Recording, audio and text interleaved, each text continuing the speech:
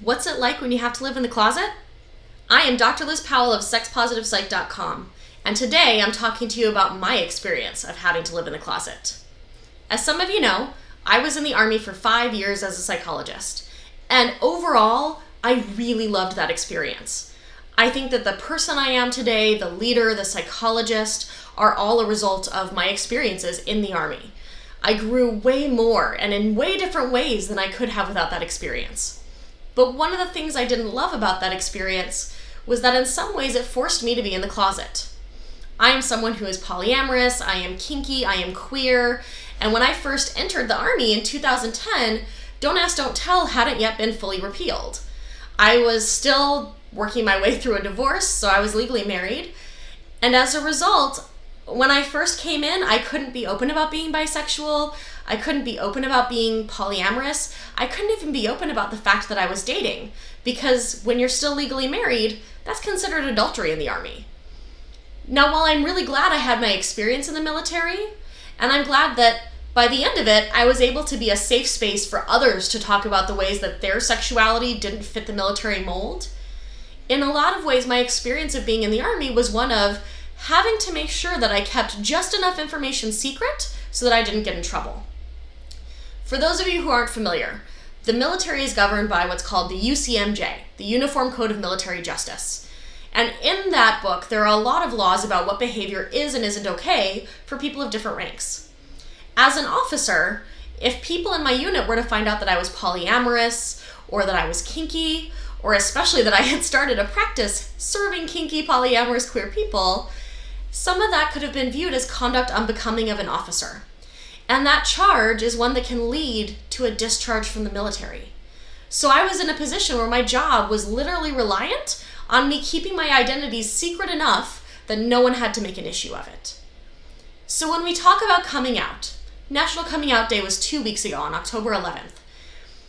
Coming out is something that is a really loaded topic for me, because while I fully believe in being as out as I possibly can for me, I make that decision now knowing that I have enough privilege in certain areas that I can make that decision.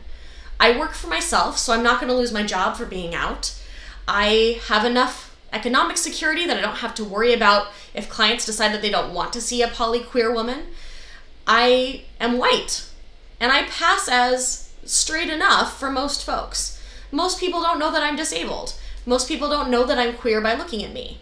So I can be much more open and out about my identities that are marginalized because I'm not going to take as strong a hit for being out.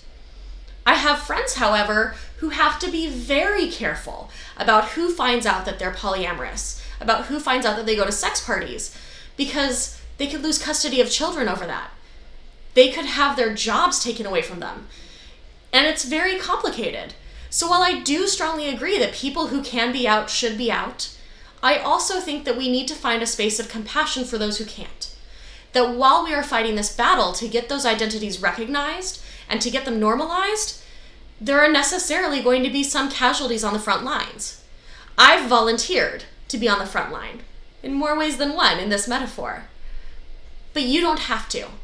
If you want to be out, I am behind you and I support you, and I'm happy to help you find ways to make that congruent for you.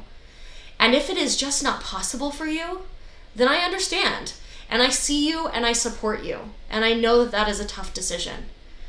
If you're stuck living in a closet, like I was, there are a few ways that you can help yourself feel as sane as possible. Find a community you can trust. Whether it's one friend or a handful, make sure that there's someone who knows the full story of your identity.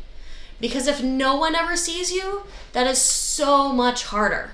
So see if you can find even 1 or 2 people who you can trust to know who you are.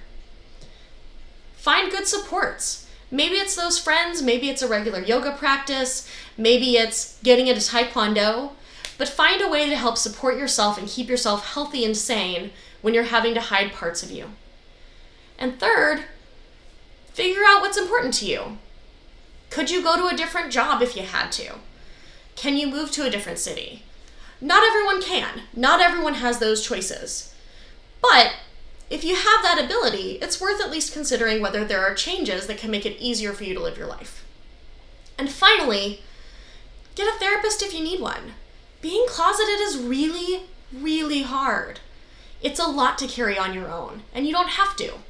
You can find a therapist who will care about you and support you exactly the way you are and hold those secrets for you while you have to hold them.